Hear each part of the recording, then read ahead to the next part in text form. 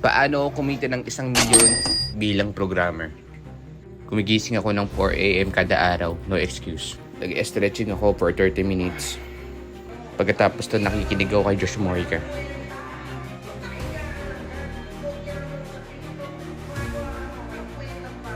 Tapos chinek ko na yung ginawa ko sa YouTube automation.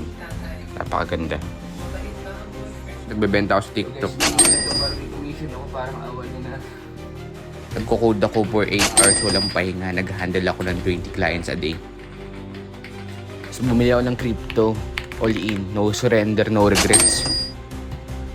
Tapos nag-book ako papuntang Manila from Bicol. Araw-araw mo gagawin. Dapat mag-commute ka, walang pagod. Tapos kailangan makita mo si Tito Drew araw-araw para ganahan ka magbenta sa TikTok. Tapos balik Bicol na ulit para mag-dropshipping. Tapos gumawa ka ng mastery class kung paano kumita ng 1,000,000. At ganun kadali kung paano kumita ng 1,000,000. Nag-franchise pala ako ng 3 Jollibee, 5 McDo, tapos Doc, 3 KFC. ito na po yung pasyente natin, Doc. Doc?